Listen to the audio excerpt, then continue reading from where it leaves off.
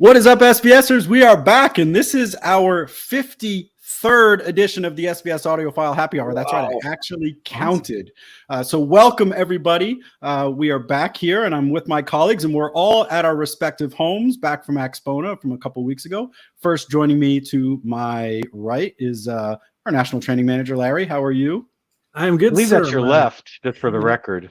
Oh, yeah. Mirror image. Anyway, Were you pointing or insulting Gary? I couldn't tell.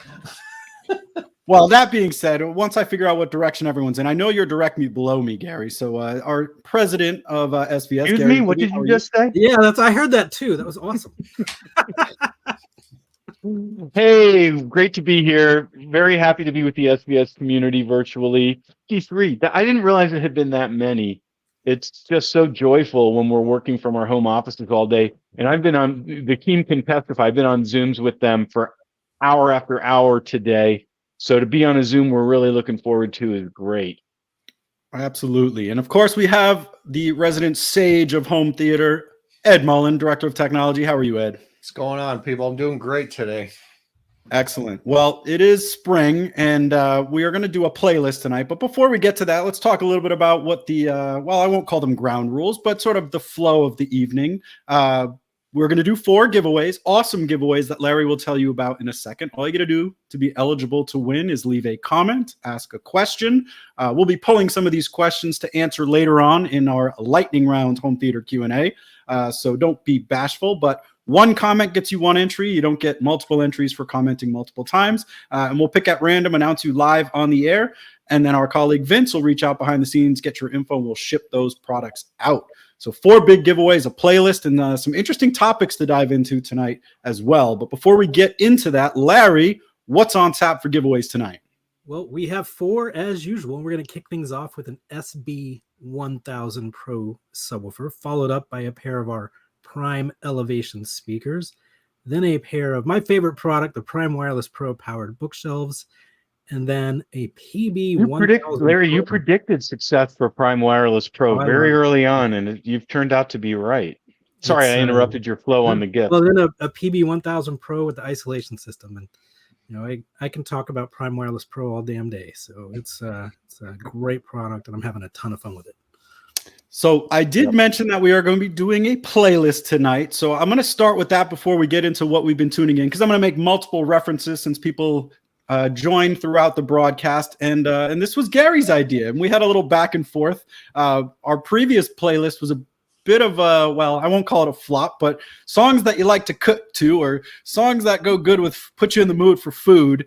I tend to sort of have this theme because I love listening to music while I cook, so my mind always goes there. But this one I think is going to resonate a little bit more with people. And that is songs that put you in the mood to be outside or enjoy the outdoors, whether you're at a barbecue, at the pool, by the beach. What are the songs that you love to listen to outside? Leave them in the comments. We'll curate the list and then build a playlist on our Qobuz, Amazon Music, and Spotify channels that SVS manages. And then we'll all be able to enjoy these at our next barbecue or pool party. So drop those songs that you love to listen to outside or that make you want to go outside, and we'll put this list together. So, I mean, I can go around the table here first, and you guys can throw out some suggestions. I have some of my own. But Larry, you want to get us started? See, you just threw this at us like 2 minutes ago, so I didn't get a chance to really think about it. But recently I've been listening to All Time Low, and kind of a emo punk alternative band, and really digging a new album. So that has been in my truck with the windows down, volume very, very loud while I've been outside. So there you go. What was that officially again? All Time Is there Low. a song, Larry, or do we have to listen to everything by that band? The whole album's been really good, but the one I've been digging recently, it's called Sleepwalking, and I just love the vibe of it, and really enjoying the album. Excellent. All right, Ed, I'm putting you on the spot. What do you have for great music that makes you want to go outside or enjoy the outdoors? You know, I'm kind of boring when it comes to music. I like 2 genres, modern country and classic rock. I do listen to everything, but those are my 2 go-tos. So Zach Brown's got a recent song out in the middle. It's very outdoorsy, and the music video is the same. And then also, more to Larry's point, you know, what kicks ass when you're driving more than Can't You Hear Me Knocking from the Rolling Stones. I mean, that opening guitar lick, oh my God, it just puts me in the mood to drive my Challenger at 140 miles an hour. Well, hopefully you're not driving quite that fast, but being in the mood to do that is okay. Can't drive 55, Ed. Can't drive 55. Sammy Hagar. Wow. All right, Gary, I know you were struggling a little bit with this one, but it was your idea, so I'm interested to hear what you got to offer. First, I want to ask Ed, isn't modern country a contradiction in terms, or am I missing something? No, Ed and I were arguing a little bit about Gary was disparaging modern country during our staff meeting today. Although I was disparaging bro country, but he admits to being a Swiftie at the same time. So that's a contradiction in terms. Sorry, I'm a Swiftie. I actually thought this is one that we always play. There's an album by the Flaming Lips, believe it or not my normal go-to band, but they have an album called Yoshimi Battles the Pink Robots, and they have a song called It's Summertime, and it really does make me think of summertime. We always and it's very chill and outdoors music, so that's my first pick. If Nick go around, tried to name that album while we were in Chicago, and he did something like Ninja Robot Assassin Killer. It's a good album, right? They have a song on there that has something to do with karate, and I heard it at another room at Exponent. And I see all the different comments about people who visit us at Exponents. We'll talk briefly about that in a few minutes. I saw Red Barchata from Rush. Awesome tune. Well, I have 5 suggestions, and I'll just roll through them real quick because I have a lot of music that makes me want to go outside. And Gary actually vetoed my list of my idea for songs that I like to mow the lawn to, which I thought would be great. I mean, this is when I listen to music. I think it's ridiculous. You gotta have that'd be nothing but Green Day and Sublime to kind of keep with the whole grass. Well, do you push, Nick, or do you ride? Or I got a push mower. I got the old school, so I need something to keep me moving. Yeah, but I got 3 hip hop songs, and one of them's pretty obvious. I think it's in a lot of barbecue playlists. It's outdoor playlists, and that's "It Was a Good Day" by Ice Cube. Definitely gives you that sort of summer vibe. I also love "Miss Fat Booty" by Mos Def. Great song that kind of picks up your mood a little bit. Tennessee by Arrested Development, kind of going back to my 90s era of hip hop.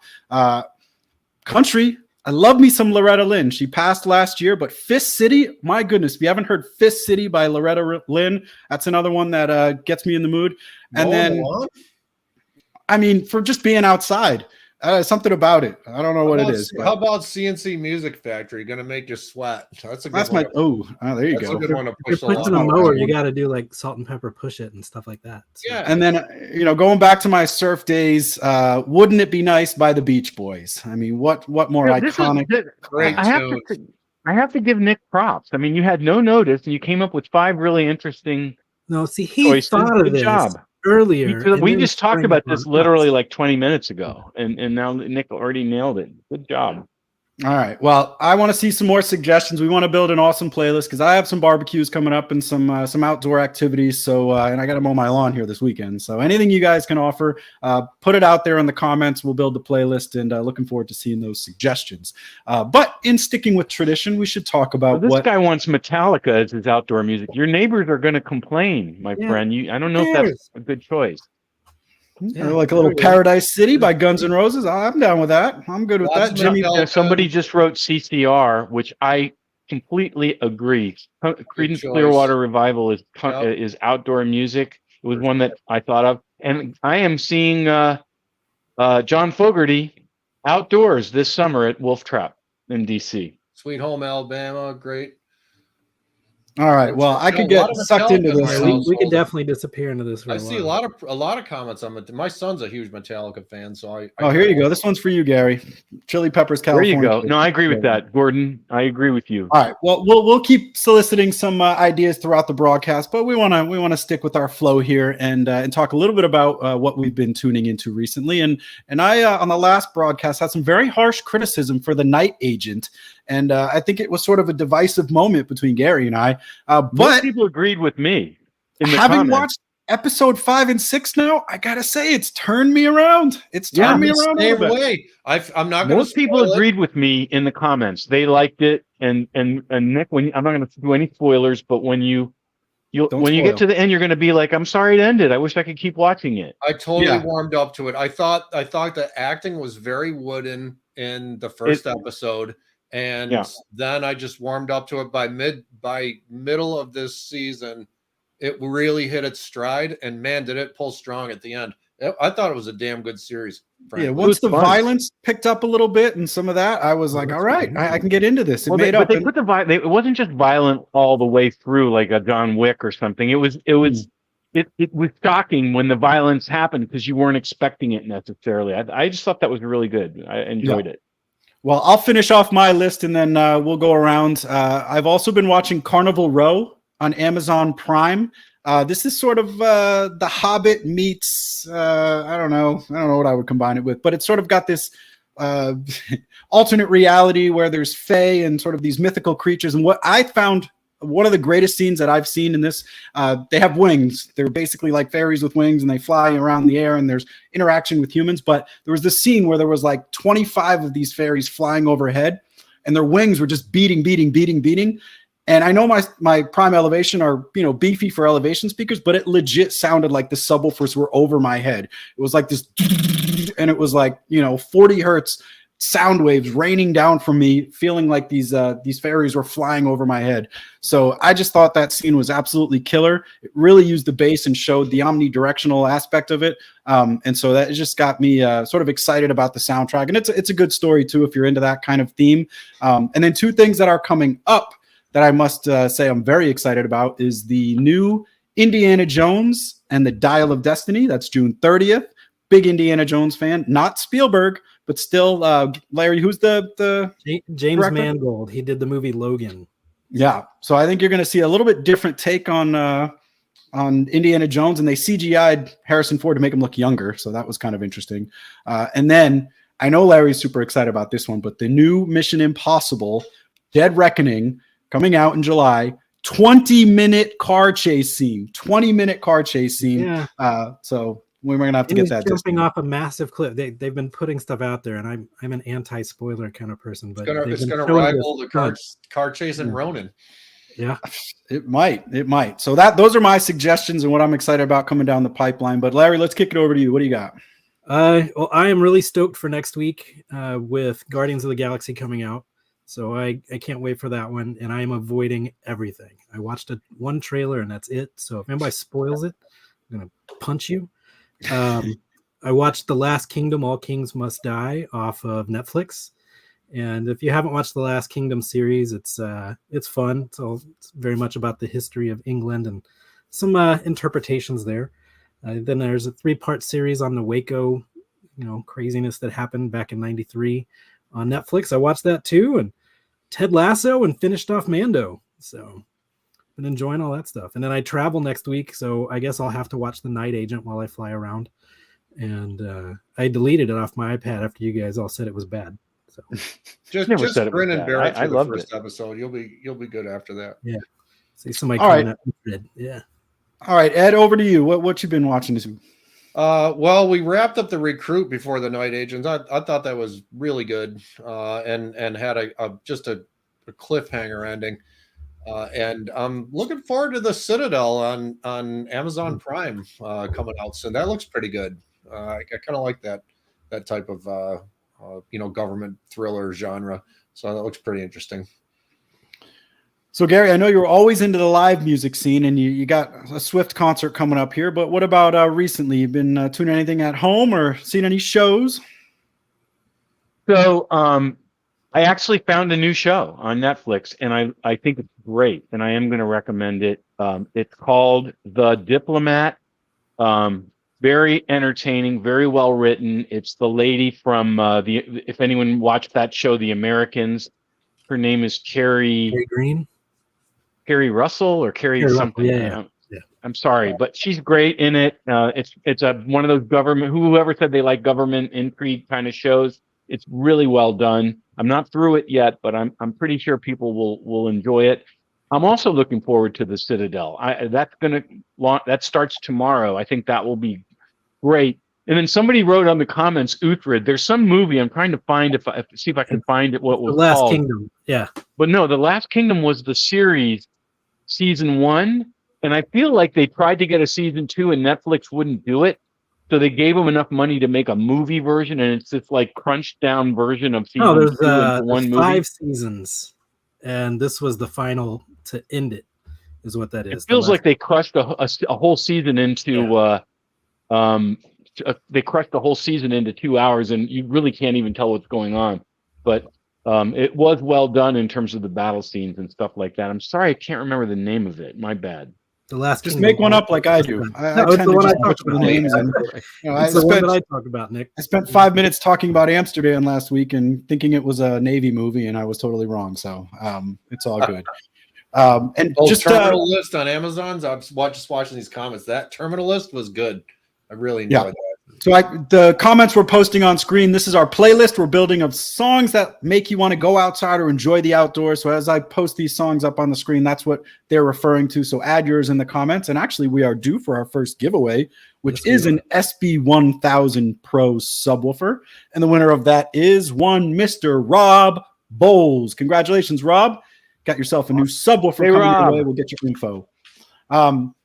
So I saw a couple comments asking about my theater, and actually, Ed, we're going to get involved in a little project here. My son comes home from college in a couple weeks, and I want to make this sort of a family project. So I'm going to involve him with some of the camera work, but we're going to work together to put in some acoustic treatments. We're going to do the mini DSP. We're going to do the whole measurement, getting everything dialed in as clinically as we possibly can, because right now, I don't know, you can probably hear it's a bit echoey. It still sounds great, but I want to document the whole process. And I might even do something like move my elevation speakers a little further apart. So there might be some pulling of wire through the walls, which I know it's not fun, but it's useful. Curtains?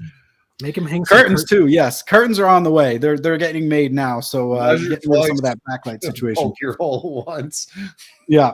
But I've been having so much fun enjoying it, and I want to have an extra set of hands here. So when my son gets back from college, he's excited. He's actually a film and cinematography major, so I don't think it'll be Oscar worthy, but I'm excited to have his help in doing this project and just enjoying this as a family affair. So stay tuned. I think you're going to be shocked, honestly, at the improvement room treatments bring.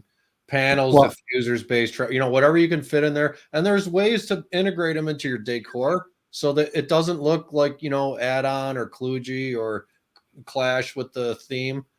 I think it's going to be a fun project for you. Well, I've read a lot about the after effects of it, and I am, beyond excited. And I thought what you had said about how it sort of has this calming effect even before you turn the system on. And then when you do actually put something on it, just everything locks into place. And right now it sounds great. But again, I don't think you know until you know when it's dialed in and the room is actually part of the system. Because right now the system is in the room, but I don't feel like they're integrated together as well as they could be. So excited about that. Stay tuned. We'll share a lot of it on our social feeds and talk about it during our happy hours, but very excited to get that started. So we're going to do an extended Q&A today, lightning round, answer a lot of questions, but I had a sort of thing that came up, and I think other people have probably heard about this AI deepfake Drake song and how a lot of people are saying the AI created music that's better than Drake. And Gary, I don't know if you agree, if you've heard this new AI track, but there's, it leaves something to talk about, I think. Well, look, if music gives you pleasure, it gives you pleasure. As far as an AI song being better than a real song by Drake, I would snarkily say that's a low bar. I'm not a big Drake guy. But I know some people are outraged by it. The artists aren't. They're all in. I mean, if somebody makes an AI and attributes to that artist and the artist gets paid, they're cool with it. Or I guess I'm not speaking on behalf of all artists, but certainly some have said that. For me, I'd rather hear the creative process sort of unsmirched, I guess. But I mean, you're not hearing any popular music that's not created by committee, right? In this day and age. I mean, you outed me as a Swiftie. That's true. But Taylor Swift without her collaborators probably would not be the Taylor Swift that we know today, and that's true of a lot of them. And we can't. I think Beyonce had the record number of writers of a song. It's something like 28 writers of one song. Yeah, I mean, I don't know if you're not outraged by that, then maybe AI is not a bridge too far. Larry, do you have something to add? I was gonna say, if they make AI music, we're not going to be able to see them live. So that'd be the other aspect of it. It'd be like going down and just sitting down and watching a film or something at that point. No, it's a fair point. Larry, there was this Radiohead side project called Atoms for Peace. I don't know if anybody's heard of that. It was actually a really good album. And they came live to DC. They played in the Kennedy Center, which is a wonderful place to see a show. And but it was 3 guys with computers dancing around the stage, and I'm like, this is not. I mean, it's fine, I guess. It was interesting for the first couple of songs, but there was literally no musical instruments. They were just playing laptops. I don't know. So the part, I mean, it's actually fairly split as far as the artists go. Some people hate it. They're like, well, they're going to take over and, people are going to be able to mimic my voice, make me say terrible things or steal, the opportunities for artists aspiring to make new music. But then, one of the artists who's been really for it is Grimes, who's like, yeah, like you said, Gary, I want 50-50 royalties. I want to be able to approve, what content they're saying, but I don't have a problem with it as long as I'm getting paid. The thing that intrigues me the most, and this is, I think, where you and I disagree, Gary, is I would love to see them bring artists back from the dead. And, I think of like Sublime, he died really young and their music isn't exactly the most complex, but what would an AI Bradley Noel song sound like? Or what would Bob Marley or Jimi Hendrix, what kind of new music would an AI create, based on what they can absorb from their existing catalog? And I don't know, it intrigues me. It doesn't feel right. I agree there's something weird about it, but it's also like, wow, new music from all these artists who have left us. There's something about that is intriguing to me. So I don't know. Nick, it's tangential, but you made me think of Unforgettable with Nat King Cole and Natalie Cole. Where she so funny back. You said that, Ed, and a person made a comment along the exact same lines, which was, hey, I could make a duet between Taylor Swift and I think he said Frank Sinatra. And I'm like, oh, yeah, what a smart comment. That's a really smart comment. That I would be interested in. But if anyone's ever seen that particular song done with Natalie Cole and her father, it's very touching. And it was a nice tribute to him. So it just made me think of that. Well, we are getting unreleased music from artists that we lost. We just saw the 20th anniversary of Meteora from Linkin Park with new music that was never released. And last week I saw that Chris Cornell's family has agreed to let Soundgarden release a bunch of unreleased stuff. So, we are going to get it in that form, but I don't know about bringing people back. I don't know if I'd be into that. You get the happen. Put them on stage with the hologram and have them play new music. I mean, somebody's making money there. But we'll see where it all goes. I think we can all agree. AI. If you guys seen this as an artist that takes Arnold Schwarzenegger's face and uses deep fake and puts them in movies and stuff, it's pretty amusing. So if you see him go back, I think we can all agree AI is not going away and it's only going to become more prevalent in our lives. So you either embrace it or, well, I don't know. Yes, you'll be on the outside. But interesting conversation. So I think we just dive into some Q&A now. We got the experts here, and there's a lot of questions already flowing in, and I think we just dive right into it. And the first question I have here is from Kaysen, and he asks if anyone, he asks in the crowd, but I think we're fit to answer this as well. Is anyone using room gain to boost their low frequencies, and what is the best way to go about it? Ed, I know you're going to answer this, but make sure you define in English, if possible, what room gain is, and then help us with that answer. So, without getting super technical, room gain is an acoustical phenomenon where the room starts to augment and add bass at the deepest frequencies. So it can effectively extend the in-room frequency response of your subwoofer, particularly a sealed one, to very deep frequencies. We call it free bass. And some of our sealed subs can extend down into the low teens or even single digits. We'll save the story. That was a great story you told before the show. Yeah, that we recently had a customer send us an SB16 Ultra frequency response. He measured it with Room EQ Wizard and a UMIC 1 microphone. It's a smaller enclosed theater. It's got a lot of room gain. That sub was flat to 8 hertz in room with room gain. So 8 hertz, free bass, unbelievable. Yeah, and I Very do want natural to, sounding too. That's what I like about room gain. It doesn't feel fake. It's just a natural extension of the subwoofer's frequency response. It's an amazing phenomenon, really. well, and one differentiate, not to be, we always say we don't want to do an infomercial for SVS. We're just celebrating great sound, but we do acoustically tune the room gain of our sealed subwoofers. So you wouldn't want room gain that created artificial bass peaks or only works well at certain frequencies, which is the case with room gain with some other subwoofers when the effect is not acoustically tuned. We work very hard to make sure that that the room gain that you experience enhances the believability, the convincing quality of what you're listening to, while still enhancing the deep bass. Yep. So what about placement? How does that affect room gain? And, do you plan ahead? Do you, is it not a factor? Do you adjust it afterwards? Room gain starts to occur at a frequency where the room doesn't support any standing waves anymore. So at that point, placement doesn't matter. That's sort of the layman's explanation of it. So no matter where you are in the room, you're going to get equal amount of room gain and a very even bass distribution. It's the mid bass and above where you get all the problems with standing waves, but room gain, it's the same everywhere. So I would say place the sub where it sounds the best in the mid and upper bass with respect to standing waves. Don't worry about room gain. It'll take care of itself at the deepest frequencies. So we have sort of similar questions from Frank D and Kevin F. One asks, I have hardwood floors. What's your opinion on elevating your subwoofer? And then Kevin asked, does SVS recommend putting subs on absorbing platforms? I mean, this is kind of a softball. I was just going to say that. We said we weren't going to do infomercials, but I mean, we're walking into that one. Ed, An honest you want to do question. it, or It's an honest question. So no, it is.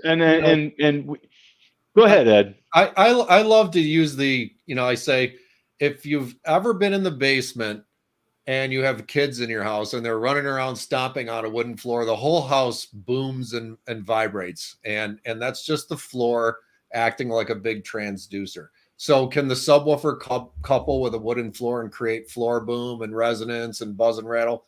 Absolutely. And that's why we developed the SoundPath subwoofer isolation system. It isolates and decouples the subwoofer from the wooden floor and reduces that floor boom, that resonance, and buzz and rattle in the room. If you're on a concrete slab, if you stomp your foot, you're just going to get a sore foot. It really doesn't transmit mechanical energy like a wooden floor would. So that is the target application for the isolation system is the sort of flexy wooden floor.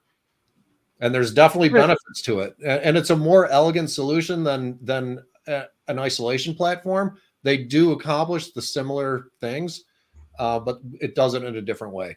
I mean, when you see these isolation platforms, with all respect, you got, the subwoofer, and then it's sitting on this kind of ugly flat thing. I'm not trying to be mean because other companies make that and we don't. But ours are, they're just an extension of the feet that your subwoofer already has. It works with most brands. It's not just ours. And there's, there's two benefits, which Ed explained well. I'm just going to sort of separate them out in lay terms. Number one, by decoupling the subwoofer from the room, you improve the sound. I mean, you will hear a tighter definition in the bass, better definition of the actual frequencies, notes if it's music. And then the other piece of it is the rattle is what disturbs neighbors. Rattle is what disturbs other people in your house, or if you're in an apartment or a townhome, other people in your building. And by decoupling the subwoofer, the rattle goes away and the likelihood of disturbing neighbors goes down dramatically. All right, another question and we'll get to our next giveaway. Eric R asks, hey, from San Diego. Hey, San Diego. Does your wireless or the Prime Wireless Pro sound base work as just an amp if a receiver is used for the processor? I guess basically he's asking, how can a Prime Wireless Pro function with an AV receiver if you already have one? Well, I How use can it they a little play bit nicely differently together? than, it can be used to power a front stage, but you are going to also have additional volume control there you have to deal with. The way I use mine, though, is I've got a couple pairs of outdoor speakers that are wired to my sound base, which is also in turn connected to my Denon receiver downstairs as a streamer.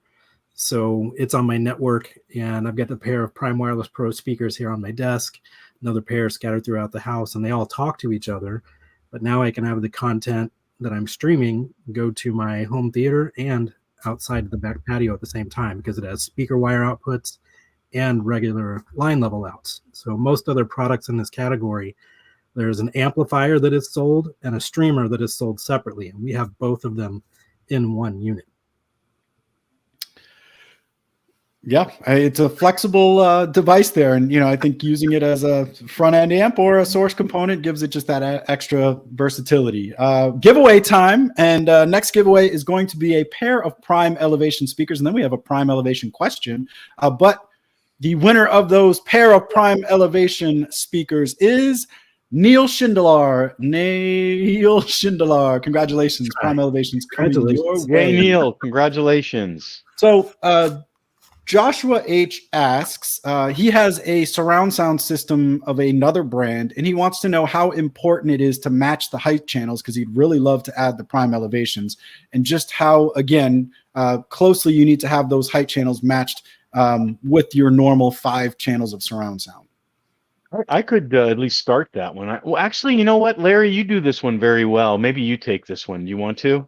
Well, the thing with the Elevation is it's a very neutral speaker that will absolutely blend with many other brands that are out there. I tend to, if somebody has another brand of speakers, if it has a similar style tweeter, like a dome style tweeter or a silk tweeter or an aluminum tweeter like we have, they'll blend pretty nicely. If you have something that's a little brighter, like a horn style or ribbon, it may not mesh amazingly well, but it would still work.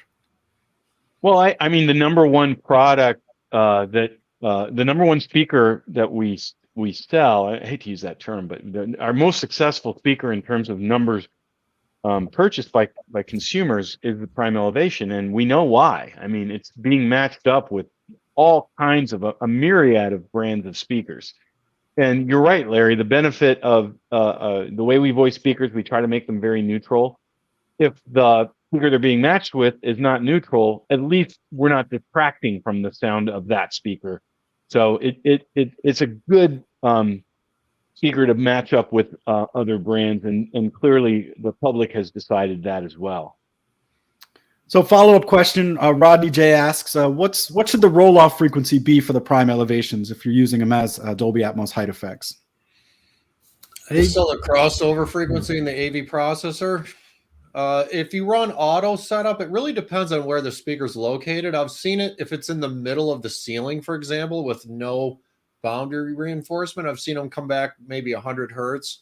If they're near a corner, I've seen them come back around 80 hertz. So I would say in the 80 to 100 range is fine. And it's also important to note that the soundtrack itself is band limited for the height channels too. I think it's about 110 hertz. So, a crossover anywhere in that range is perfectly in keeping with what's in the soundtrack. Yeah, normally at our events, I put them at 100. We're in fairly small rooms, hotel style sized rooms, and I do cross them at 100. Yeah, that's a great choice. 80 to 100. Mine came back at 90 for one set and 100 for the other. Well, Ed, but this brings to mind a very important setup mistake people make, which is, and I think we haven't done this in probably almost a year, so I think this is worth bringing up again. When you run Odyssey or Dirac or one of the, whatever your receiver's room equalization technology platform is, it's going to decide your speaker is large, your speaker is small. There are certain ways you don't want to disagree with it, because if you do, you will lose actual frequencies. You want to explain that, Ed? Yeah, I think what you're driving at, Gary, is there's a rule of thumb where can you change the crossover frequency from what the processor set? And the answer is yes in one direction. You can always bump it up a little bit, but don't go down deeper. And the reason You why, can set the low pass frequency, or excuse me, you can set the high pass frequency at a higher number. So if it suggested 80, you could make it 100. correct. But if it suggested 100, don't get mad and go, oh, my speaker can make more than that, and move it to 80. Right. And the reason why is the processor has built a bunch of EQ filters down to 100 and nothing below that. So the processor is expecting the speaker to be rolled off at that point. So if you force it to go deeper, it's a bit of a crapshoot as to how it's going to sound and perform, because the processor doesn't have any EQ filters or anything else in the DSP file for that speaker that's been built. So you can always go up, but don't go down in the cross. So, and that actually, I know this isn't in your lightning round questions, Nick, but that actually is a really good thing to help our SVS community understand. You have this room EQ technology platform, whether it's Odyssey or the one that Yamaha uses or Dirac. There are some ways you are allowed to argue with it and other ways where you probably shouldn't. Right. And Ed just said a very important one where you shouldn't, because if you lower the high pass filter frequency, in other words, if you argue the technology platform is telling you your speaker is small and you're going, no, it's not small, it's large, you will actually lose frequencies. But other ways you can argue with it. For example, if you want to hear more the subwoofer more prominently, you can go in after the room EQ's been set and you can turn the subwoofer up a little bit, which I've been guilty of. You can also, we've all done that. And maybe you're not hearing the surround speakers as much as you would like to, and you want to increase the output. That's okay. You can do that after the room EQ. The other one that I think is especially one that I do where I argue is, if it thinks one speaker is 8 feet away from you and the other one is 14 feet, but you're sitting there and you know that's not true, you can fix it. It's not going to hurt the sound of the theater. The one thing I would say is use the very precise measuring device that you have, which is your ears, and listen and make sure that you actually improve the sound.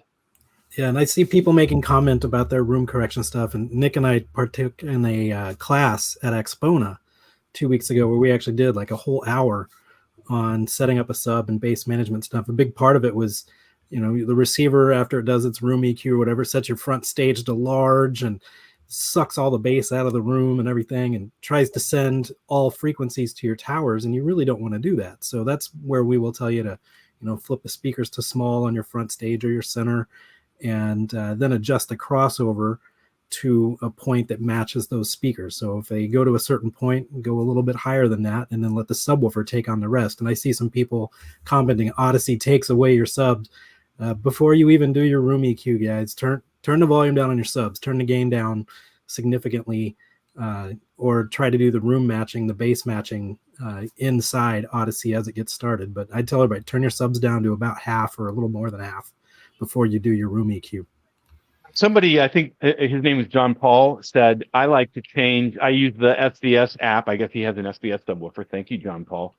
I use the SVS app, and I when I'm watching a movie, I crank up the bass a little bit. And when I'm listening to music, I back it down. I use the presets to do that. I'm with you, John Paul. That's a smart move. So before we get to the next question, just a reminder, we're doing a playlist of songs that we love to listen to outside or that make you want to go outside, have a barbecue, sit by the pool, go to the beach. So keep the ideas coming. I've seen a ton already. We flashed them on screen. We're going to build this out and put it on our various channels. But we have a couple 3,000 in-wall subwoofer questions. These are our newest products.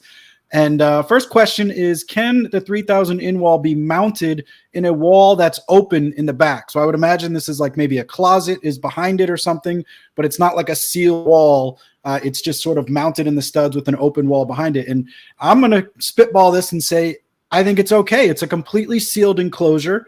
that the dual 9-inch drivers are housed in. And, the amplifier will still have to be in a rack or in a place where it can be easily wired to the subwoofer unit, but I don't think it would create a problem. I mean, again, it's a completely sealed unit, so it will function fine and be able to mount as long as it's a normal 16-inch stud bay. And I don't see that being an issue. Am I right, guys?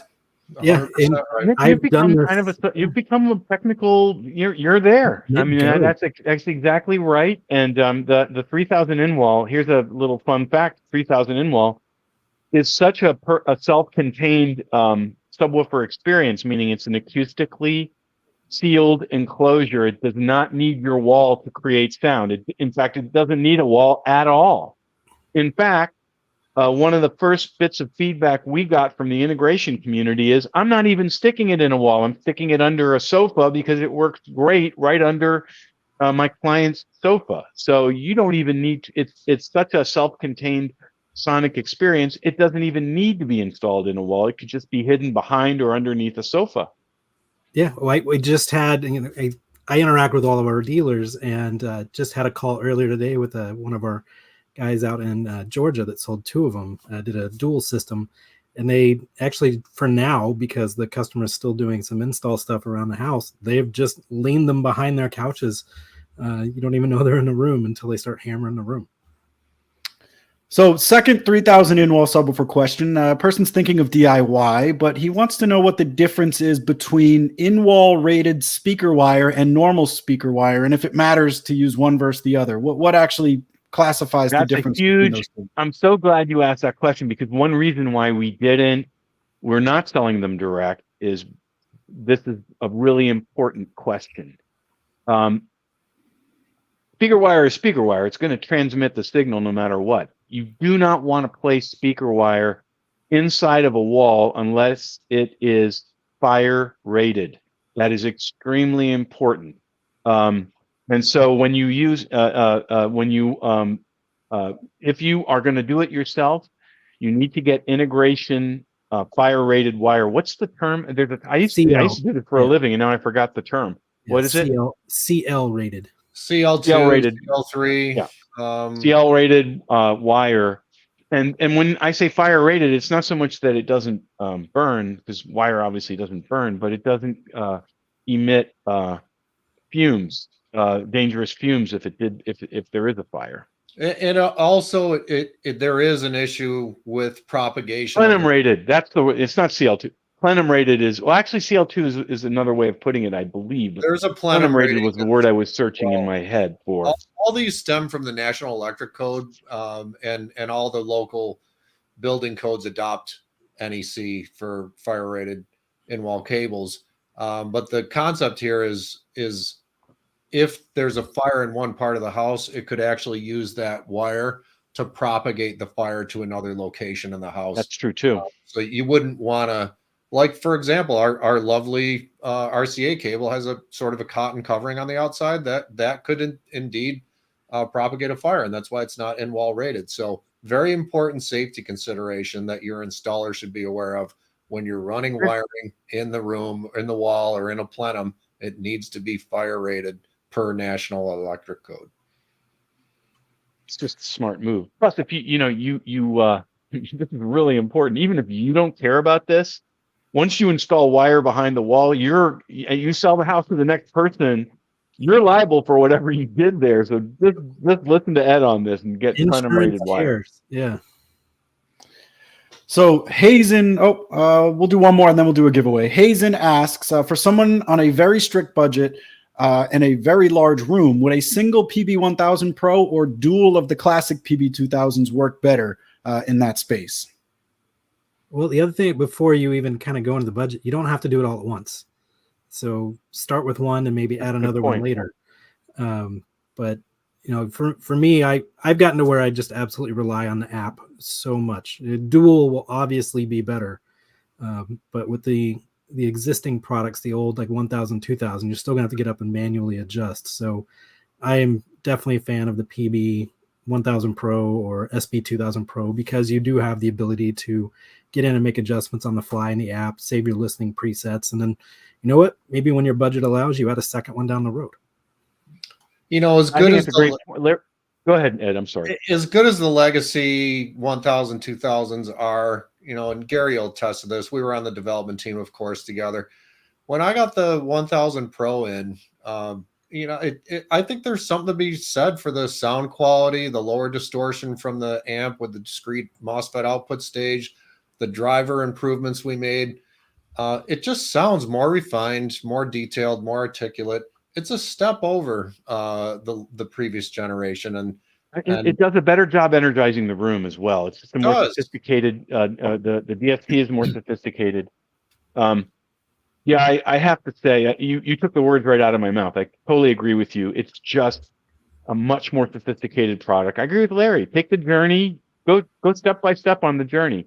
And at this point, any subwoofer in our regular lineup, meaning not classic, represents our best technology, even at the lowest, even our 1000 Pro, which is our least expensive current model. It reflects everything we know. It's a lower powered version of our best amplifier platform. It uses the app. It uses the same analog devices, DSP. It's just really, really good and well worth the step up in. It's not even that much of it. It's a little bit of a higher price, and then just add another one if you want to down the road. So next giveaway is Larry's favorite product that SVS makes, our Prime Wireless Pro powered bookshelf speakers. And the winner of those amazing powered speakers is one Matt Payne. Matt Payne, congratulations. Yeah. All-in-one speaker system coming your way. All right, next question. Rick is downsizing to a 10 by 10 by 8 room, and he's moving a PB16 Ultra into this room. It's not a good little idea. Overkill, but you already have the subwoofer, so his question's actually table and everything too. His question's a good one. Will that impact the performance, and will it still be able to play those low frequencies on quiet nights? Is he still going to get that sort of subtle, rumbling bass, even when it's not boom cranked to like max output levels? Okay, so you just use it in sealed mode, right? Yep, you got it. You put it in sealed mode. The sealed subwoofer takes better advantage of room gain in a small room like this. If you put a ported sub in a 10 by 10 room, it's going to have such an elevated low end. It's just going to sound, sort of bloated and boomy and too strong. But if you go sealed, it'll have a more natural frequency response. It's almost like you're inside a subwoofer at that point. Right. So that would be an interesting experience, but probably not one you want to do all the time. And I saw a question earlier. Somebody said, well, how can I hear 20 hertz in a small room because the wavelength's 55 feet long? It's the same reason you can hear 20 hertz with a set of headphones. It just modulates the air in the room at 20 cycles per second. So you perceive that as a 20 hertz frequency. And then you feel it. And then you feel it. But yeah, a PB16 could, in sealed mode, calibrated to the right level, sound perfectly fine in that tiny room. It's a lot of sub for that room, but you can tame it using the DSP and sealed mode and some of our other. He doesn't need furniture, right? He could just stand there with his. Put it on the sub. Just sit on the sub. Put it right in the middle of the room. The room I'm in is like 12 by 12, I think. It's just a bedroom, and I've just got an SB2000 in here, but I have a micro under my desk, and that thing smashes in this room because I can only imagine, number one, trying to bring a 16 Ultra up my stairs, but putting out a room this size, I'd lose my desk. All right, stay with me on this question. I mean, one thing I would say is, this is maybe not what he wants to hear, but SVS subs do really well in the aftermarket. They don't break. We have a 5-year warranty. We take care of anyone. We're not concerned if you're not the first owner. As long as you can prove you own it. Ed and I had one where we're pretty sure the guy didn't buy it. You could sell it on the aftermarket, and you could just buy the one you want for the smaller room. Or two small ones. Yeah. Or two small ones, right? All right, Matt A has a 2000 Pro sub. He has it connected to a Denon receiver in a 7.2 channel system, but he can't get it to play stereo when he's trying to play music in stereo? It's not kicking on. Is this a settings issue? What can Matt do to get his subwoofer to work in stereo when he switches over from the home theater? We know what the problem is. Yep. Either your fronts are set to large, and that is taking the stereo bass away from the subwoofer and directing it to the speakers. That's probably it. Or I have seen, if you turn on direct or pure direct in the AV receiver, yep, it disables bass management and forces the fronts to full range. I've seen that before as well. So first check speaker size, make sure your fronts are set to small and they should work with stereo music. The sub should work with stereo music, and then check direct and pure direct. The other thing is, you know, if you want to hear, well, what and I don't know, Ed, I know you're familiar with all the different brands. I'm very familiar with Denon Marantz Landscape. I have had several. You just have to tell it you want to hear the sub by choosing one of the music formats that will incorporate the sub, because I have power speakers. It knows they're large speakers, and I'm not going to argue with it about that. But in fact, I have right now Prime Pinnacle in my theater. But what I do is when I want to hear the subwoofer during music, I just simply use one of the music surround sound modes that it has, and then the sub will be engaged. The other thing about that is if I'm listening to acoustic music, such as jazz or classical, I think it also sounds fine to not use the sub for certain kinds of content. Maybe I shouldn't say that because I sell them, but I do believe that it's okay. So question about surround sound. Person wants to use 5 speakers in their surround sound, but there's not a great place sort of behind or adjacent to the seating area. Would it be better to run the height channels and put them on the ceiling, or do you still run them as side rear surrounds and mount them up high? Like, what's the best scenario if you don't have a great place to put them at ear level behind you? And which channel in the receiver should you use? Should it always be the side surround, or at one point would you do the height effects? I missed the first part of the question. How many speakers does this person have? 5 speakers. 5. And wants to know if you don't have an ideal solution where they can be at ear level, you know, sort of in that rear. If they have 5 speakers, you really don't want to do it as a height effects. You would, even if you have to have it high up, you would still want to call it side surround, right? No matter what. If you have 5 speakers, then the rear ones are going to be side surround. And that's a good point. Is there any do brands call it any other thing, Ed, besides side surround? They call it surround or side surround versus surround back. It's like actually a common error, Gary, is if you are running a 5.1 system and you put the surround speakers behind you, the intuitive thought would be, well, I got to connect it to surround back. You don't. Right. You need to connect it to surround because you go surround first and then only surround back in a 7.1. We almost should dedicate a show to the different mistakes like that people make, but that's a mistake that is very understandable. It's a very understandable mistake to make. Especially if they're behind you, right? I got my speakers behind me, I connect to surround back. No. Yeah. Right. And 5.1, connect to surround. And don't think of the Prime Elevation as just a height effect speaker. It is awesome as a surround speaker too. So that's true. If you want to put them back, kind of like Nick's, if you look just to the side of his head there, imagine those just back against closer to the back wall. Like if that's kind of where your configuration, you can have them aimed back into the listening position because they don't have to be perfectly square. If you can get them mounted to a stud on the ceiling and kind of aim inward, you can take advantage of that too, or just aim it towards the listening position. So I'm running a 5.1 in my upstairs living room, and they are behind me and up near the ceiling because I think that's the best sort of. That will give you surround effects and a sense of vertical envelopment as well. A lot of people don't even run 5.1 anymore, but if you do, I like that setup. Behind and above the head is the best for 5.1 in my opinion. So Alex O asks, he has a center channel and he is forced. I'm looking at Aaron's question. Has anyone used a pair of Prime Elevations in a bipolar dipole configuration? Which you can do. Have we seen anyone doing that, Ed? Because it's many. Definitely an outlier case. No, you have to run, the extra speaker wire to it, or run it in series. But it can be done. You can create sort of the equivalent of the ultra surround and have two. Is anyone still doing bipole dipole? I guess is the question. I don't think so. No, everybody's using sort of direct radiating. Bipole is the standard setup for the ultra surround, where both sections of the speaker get the same signal, and that's appropriate for today's discrete channel soundtracks. Yep. So I think we got one more question, and then I did want to talk about some of our upcoming events. Alex O asks, he has a center channel that he's forced to put below ear level. Should I put it on little risers and aim it upwards, or is that overkill? And I will say, first of all, the best possible scenario is to have the tweeters of your center channel aligned with the tweeters of your front, left, and right. That will give you the best panning effects. You also want it pushed to the very edge of your furniture so you don't get lobing.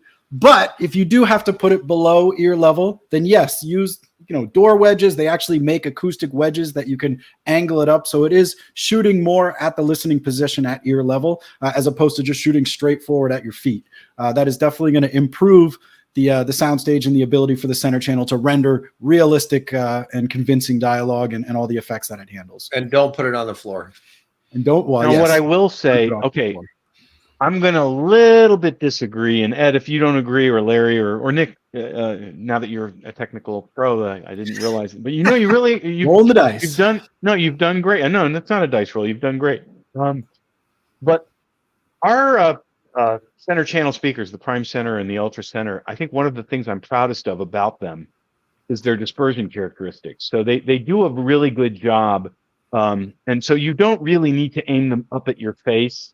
They do great both in terms of vertical dispersion and in terms of side-to-side dispersion. I do agree, don't put them on the floor, but that's not for that reason. It's just that just ruins the speaker's ability to deliver clear, crisp, convincing sound. Get them off the floor at least a few inches, but I don't think you have to aim them up at your face. I really don't. Anyone can shoot me down on that, but I know, Nick, you want to talk about events. I've seen people use the elevation as a lower center channel too, because it does already have that angle built in. That's true. I have a prime center in that upstairs living room system, the 5.1 I was talking about. That is actually built into the entertainment rack, the equipment rack. It's probably knee level or thigh level, not as high as it should be, and it still sounds great. It's got really good dispersion characteristics. One of my favorite things about our center channel speakers, both of them.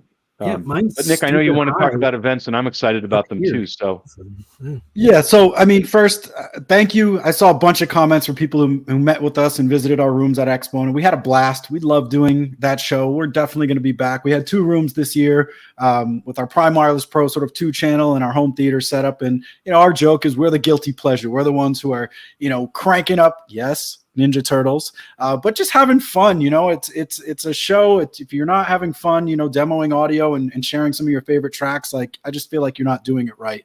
And we just love creating that experience. But we have some more shows that are on tap. The next one, we're actually going to be in Munich for the Munich high-end show. This is the largest audio show in the world.